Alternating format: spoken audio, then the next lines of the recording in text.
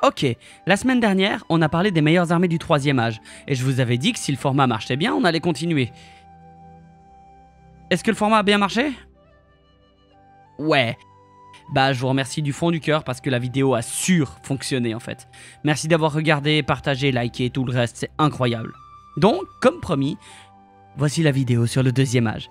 On se rapproche des armées plus vastes, des royaumes encore plus violents et des dirigeants iconiques. Et tyranniques aussi. J'ai lu vos commentaires sous la dernière vidéo et ce qui ressort le plus c'est que selon vous c'est l'armée du Mordor la plus efficace, que le Gondor a juste le scénario de son côté. Et je suis assez d'accord avec ça j'avoue, mais ce top restant pas mal subjectif, bah je trouve que le Gondor est au-dessus. Juste c'est personnel, c'est juste comme ça, bah, voilà. Avant de commencer, un petit point lore. Le début du 2e âge, c'est la fondation de Lindon tout à l'ouest de la Terre du Milieu, et sa fin, c'est la guerre de la dernière alliance et la chute de Sauron. Et donc, cette dernière est comprise dans le 2e âge.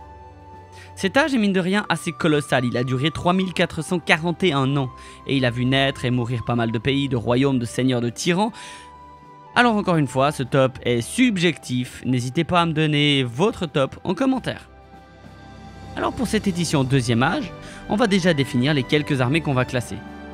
Pour les hommes, on aura Númenor, Arnor et Gondor. Pour les elfes, on aura Lindon, le fief de Gil-galad, et Eregion, le royaume de Celebrimbor. Je pourrais aussi compter la Lothlórien, mais celle-ci est vraiment peu puissante au début, de la même manière que Foncombe, qui est fondée juste après la chute d'Eregion d'ailleurs. Mais encore une fois, Foncombe c'est un refuge à cette époque-là, pas une place forte à proprement parler je pense. Pour les nains, il n'y a qu'une seule armée digne d'être chantée. Et quelle armée? Khazad-dûm, la Moria, et à l'époque de sa gloire s'il vous plaît. Et dans les forces du mal, au 2e âge, il y en a une seule à laquelle je peux penser, c'est Sauron au Mordor quoi. Pour une armée organisée et d'une rare dangerosité. En vrai... vous savez quoi? En vrai j'ai très envie de citer l'Ost Doré de Pharazôn pour les forces du mal. Mais je pense pas que ce soit vraiment des forces du mal, ni même une armée vraiment à part. En fait c'est pas facile à expliquer. Bon. Vas-y, en deux mots. L'Ost Doré, c'est la dernière grande armée de Númenor, le royaume des hommes. Mais elle est dirigée par un fou furieux qui déteste les elfes et qui a peur de la mort. Le gars, globalement, et en plus il est conseillé par Sauron. Ça donne le niveau. Donc le mec, il a tellement peur de la mort qu'il aimerait devenir immortel. Alors il arme une gigantesque flotte de navires et il attaque le royaume béni. Genre, vous savez, là où les elfes ils vont en bateau à la fin, tout ça, à Valinor. Et bah vous savez quoi? Je vais pas le compter dans le top, mais je vous dirai où je le placerai selon moi quand même. Et vous savez quoi? Vous pouvez me dire où vous l'auriez placé dans le top. Allez, on va commencer comme la dernière fois, mais j'ai noté que les effectifs des armées que j'avais trouvés sur le net font assez débat. Alors cette fois, on va plutôt choisir un dirigeant fort et un événement marquant. C'est parti. Pour Númenor, c'est bien simple. Un événement marquant, c'est les conquêtes d'Aldarion. Si tu sais pas de quoi je parle, j'ai fait un épisode, et je suis assez fier de cet épisode. On y parle d'Aldarion, il est assez long et tout. Il y a la musique de Valheim dedans. Et c'est le meilleur moment. Un roi navigateur, la musique de Valheim. Ceux qui ont joué à Valheim, ils savent. Et pour le dirigeant, bah, on va évidemment retenir Aldarion. Je pourrais retenir Pharazôn, mais on en a parlé avant. Pharazôn, c'est pas le dirigeant qui image le mieux ce qu'est Númenor.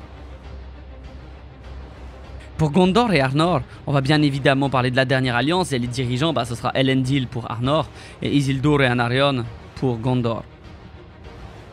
Pour le Lindon, ce sera la guerre entre les elfes et Sauron et leurs dirigeants, Gil-galad, le grand Gil-galad lui-même. Pour Eregion, bah, on va parler de sa chute, c'est triste mais c'est comme ça. Et son dirigeant, il en a eu qu'un seul, ce sera Celebrimbor. Pour les nains de Khazad-dûm, c'est plus difficile. Parce qu'ils ont que très peu, voire pas du tout combattu durant le 2e âge. Bien que leur royaume ait été à l'apogée de sa puissance, donc leur dirigeant ce sera Durin III et l'événement, pas un événement guerrier pour le coup, ce sera leur amitié surprenante avec Eregion. Et finalement, la chute d'Eregion représentera aussi le royaume de Sauron, le Mordor. Pour ceux qui ont suivi l'Ost Doré de Ar-Pharazôn, bah, je dirais qu'il a fait qu'un seul truc, l'assaut sur Aman, vu qu'il a été littéralement fait pour. Vous comprenez pourquoi c'est dur à classer? Et donc, on commence par le top qui sera un top 7 du coup. Avec à la 7ème place les nains de Khazad-dûm. Ah ouais? Ils ont beau être grands à l'apogée de leur gloire, puissants, reconnus, craints, bah ils combattent pas. Et là on classe les armées, pas les royaumes. Tiens, on pourrait le faire avec les royaumes à l'occasion si vous voulez. Genre, leur puissance au-delà de la guerre. Dites-moi si ça vous intéresse, tout en les plaçant sur une carte par exemple. Parce que c'est bien beau de dire, on va dire Khazad-dûm, c'est un super royaume. Mais c'est où Khazad-dûm sur une map? Oui bon, je les ai placés vite fait au début avec les drapeaux, vous avez vu, mais quand même, c'est où Khazad-dûm sur une map? Qu'est-ce que c'est que le royaume en 2 mots et tout ça? Ça pourrait être intéressant de parler de ça, non? À vous de me dire. Bref, en 6ème, je pense que le Gondor va se classer. Parce que le royaume est super jeune, naissant en fin de 2e âge, et étant dirigé par les fils du roi, donc Isildur et Anarion, il n'est pas encore très violent. D'ailleurs, petit fact cadeau, ces deux-là ont donné leur nom aux régions anoriennes et ithiliennes. Ainsi qu'à Minas Anor et Minas Ithil. Voilà, petit fun fact. En 5ème, je pense qu'on retrouve le premier royaume des elfes, Eregion. Bien que renommé, puissant et tout, le royaume a été rapidement pris et détruit par Sauron. Les fiers descendants des Noldor se sont fait ouvrir en deux, littéralement, et ont fui au nord. Ce qui mena d'ailleurs à la fondation de Foncombe. En 4ème, c'est Arnor, qui pour le coup peut rayonner un peu, enfin, avec Elendil à sa tête, la guerre de la dernière alliance, les bannières, les trompettes et tout. Arnor, ça a beau être un royaume jeune, c'est un royaume fort. Pas longtemps, mais fort. Et donc on va entrer déjà dans le top 3 des meilleures armées du 2e âge. Alors, n'hésite pas à faire le tien en commentaire. Abonne-toi à la chaîne pour pas rater le premier âge qui arrivera bientôt. On en reparle juste à la fin. Donc, le 3e pour moi c'est Lindon. Le royaume de Gil-galad, encore puissant, respecté, son alliance avec Arnor et Gondor a mené à la défaite de Sauron en fin de 2e âge. C'est quelque chose quand même. Mais vous savez quel royaume est encore plus puissant et encore plus présent tout au long du 2e âge? Le top 2, Númenor. Avec ses nombreuses expéditions en terre du milieu, ses époques de paix vigilantes et de guerres violentes, et aussi ses colonisations qui feraient pâlir l'Empire britannique, je pense qu'on est assez clair là-dessus. Númenor est top 2.